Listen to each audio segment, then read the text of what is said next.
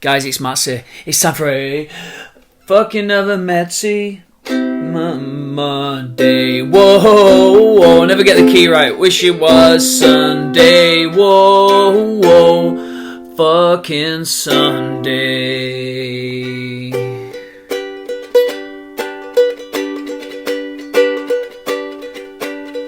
I wanna run, I want to hide, I wanna tear down the walls that hold me inside. I wanna reach out and touch the flame where the streets have no name. Where the streets have no name. Where the streets have no name. Still building them, burning down love, burning down love. And when I go there with you. It's all I can do. Alright. Thank you. So, one of the greatest lies. By the way, go back and look at last week's video that I made especially for you. Go back and look at it. It's good. I love it. Look at the video and then click on the link on my profile and it'll make sense. So, you know, one of the biggest lies, I think, well, definitely us in the Western world, but most people I think in the world have ever been told, is the myth of pure evil. It's a corrosive thing to think about, right? The myth of pure evil. We just love to blame. We love to have someone to direct all our pain and our hatred towards and our bitterness and resentment. We need a figure, someone that we can direct all that poison towards. And we fucking love it. We love it. We love having that person there to blame, or that thing there to blame and direct all our inner turmoil towards. If there were a sitcom that aliens could watch about humanity, it'd probably be called Desperately Seeking Satan. It started probably as we were evolving through our hormones. We need to know what's awful, what's bad, what's going to kill us, and we started evolving and telling stories. And then more recently, over the last few thousand years, you know, religion started telling us that we had things like the devil incarnate, that people are pure evil, people do evil things, blah blah blah blah. And then more recently, the media do it. The media always has a central hate figure for us all, and as soon as that starts to die away, a new one comes around, and then a new one, and after the current one's Putin, there's going to be another one after that, and there'll be another one after that, and there's always someone in the media to direct all of your hatred towards. And it's compelling for us, because we want our brains are designed to keep us safe. We want safety, so it's compelling. It's like a story, it's like a sitcom. We want to know what's going to happen next. We want to know that we're safe, so we're addicted to finding out what these hate figures and hate evil people do. But you know, it's just a story. All it is just stories that we create in our heads, and the way that we interpret things, humans, is that we're the star of our own little film. We're the central character in the entire world, and we're the star of a film. And evil, whatever that evil is, the horrible evilness, whether it's monsters under your bed as a little kid, whether it's Osama bin Laden, whether it's Putin, whether it's blooming whoever, Bill Gates, it doesn't matter who it is. The less you know, the more fearful you become. We create the worst scenarios in our minds. We create the circumstances that create the maximum amount of fear, because our brains are designed to keep us alive. That is what our brains are designed for, or that's what they've evolved for. But the reality is, there is no pure evil. Thank you, Lizzie. There is no pure evil. Things are the way they are. Pure evil is very rare, especially in people. And if you believe that there is such a thing as pure evil, look, I'm not saying that people don't do evil things, but if you think about the most evil characters, for example, when we put it in terms of humans, you don't think of a lion that eats a person as evil, do you? It's just acting like a lion. We think as people as evil. You think of the most evil people in history. Think about Adolf Hitler as a baby. He wasn't an evil baby. He learnt it.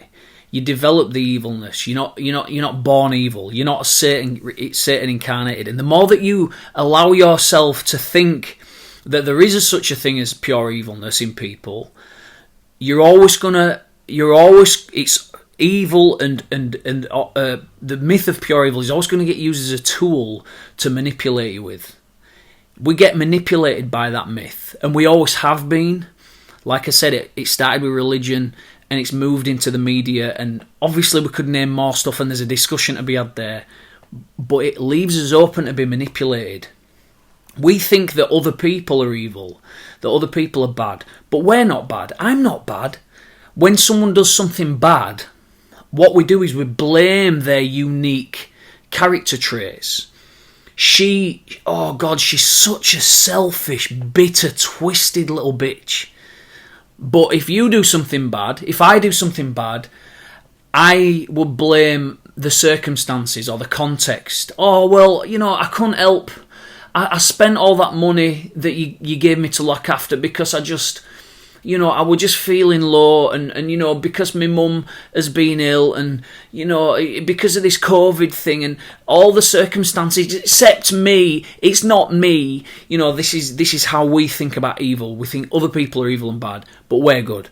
This is what we think, right? And I'm right, because we all do it. It's human nature. And this is how we all are now.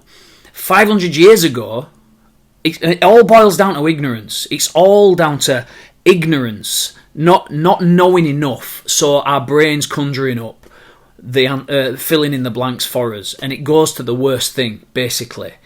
500 years ago, we believed in witches. If somebody was acting weird, they were a witch, and we'd burn them at the stake. Right? So I'm acting weird by doing one of these Facebook things. People think I'm some sort of like eccentric kind of guy. If you meet me in real life, you probably realise I'm not that eccentric at all. But because I do this, I'm eccentric. So would I have been considered a witch 500 years ago and burnt? Probably.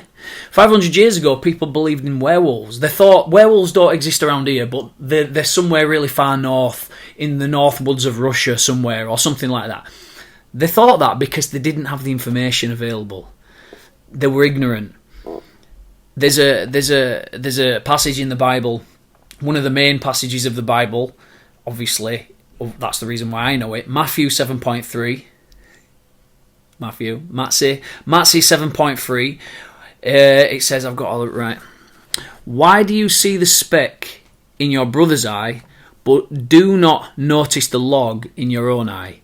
Basically, pot calling the kettle black. Everyone